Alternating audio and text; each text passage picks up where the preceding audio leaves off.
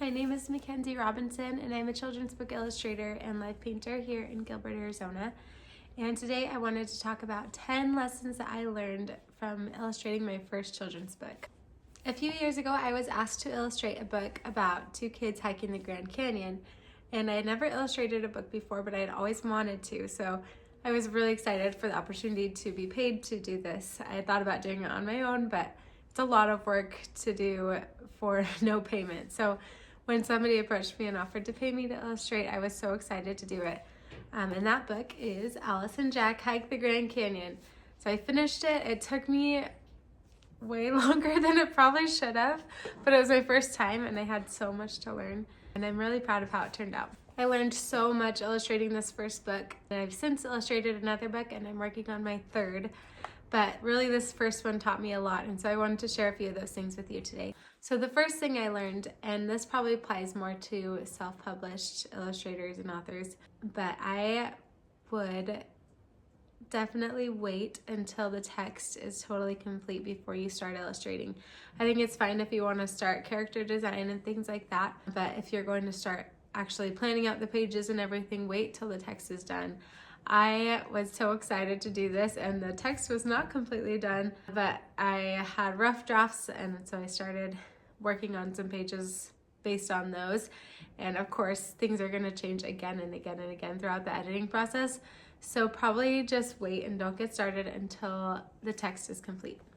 The next thing I learned was how important it is to decide the size of the book as well as the print margins, so the way that it's going to be printed. Long before you start your final illustrations, you'll want to know what the bleed is, how big the gutter is going to be printed, things like that, so that you can have your files ready before you start drawing on them. This will save you a lot of work in the end, trust me, if you already have the bleed all figured out at the beginning.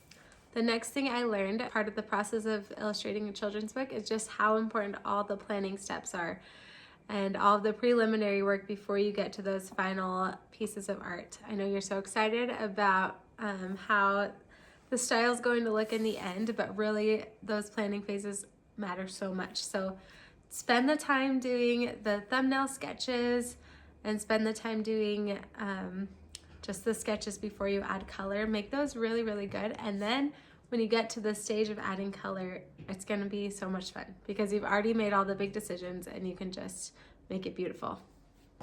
All right, the next one applies mostly to people who are doing this on the side like I am, because I am a full-time stay-at-home mom. And so finding the time to work on my book took a lot of strategizing. I would work in the mornings and during nap times and during bedtime when my husband would get them to sleep. A lot of planning just to find those pockets of time. But I also learned towards the end of making this book how efficient I could be in smaller pockets of time. I thought that I needed, hours and hours to work on this one part of the book, but honestly, if you have 10 or 15 minutes and a little bit of time to add some detail to something, use that time because it actually all adds up and it makes a big difference. I'd love to make another video more about just how to use your time when you are illustrating on the side, because I have so many thoughts about that. It's garbage day, and maybe you can hear the garbage truck rolling through the neighborhood right now, and you can probably also hear my guinea pigs squeaking. So if you hear background noise, that's what's going on. The next thing that was such a big lesson for me when I was making this book was just to be so flexible and so workable, because you are the illustrator and they're hiring you to bring their words to life. The author and the art director, the publisher, whoever it is that hired you, they have ideas too. And even though as an artist you want full creative control and you want to be able to do things just how you envision, remember that this is not just your project. So be flexible to their ideas because they do have good ones and they have a certain way that they want this book to turn out. And your job is to follow their lead and to make it look as beautiful as possible based on what they have in their mind, which could be tricky, but you can do it. And that doesn't mean you always have to say yes to every idea that they give you. You can, give your own suggestions on what you think will look good, and you'll be able to come to compromises and find what works for everybody. The next thing I learned, I feel like this applies to every creative project. There will be a slump. At some point, you're going to reach a point where you just don't want to finish anymore. You've put so much work into it and the end still feels so far away. No matter how much you love a project, you're just gonna hit that wall at some point. And just know that that's normal and that you can keep going and you will finish, and it's gonna feel so good when you're done. And when you get to that point, just imagine in your head how it's gonna feel when this book is in your hands, printed and bound and finished, and you can show people. Keep that vision in your mind. That's what got me through the tough stuff. So this goes along with that last tip, but work on something on the side while you're working on this children's book. Don't let it consume all of your art time. I think it's so important to have something else that you're working on, because that keeps your creative juices going, keeps you excited about art, and it'll give you just a little break when you need one. You can get really hyper-focused on certain details of the book, but that doesn't help anybody. Sometimes you need to take a step back, come back to it with a fresh mind, and having another project on the side can really help with that. All right, this is something that I wish I had done better with both of my children's books.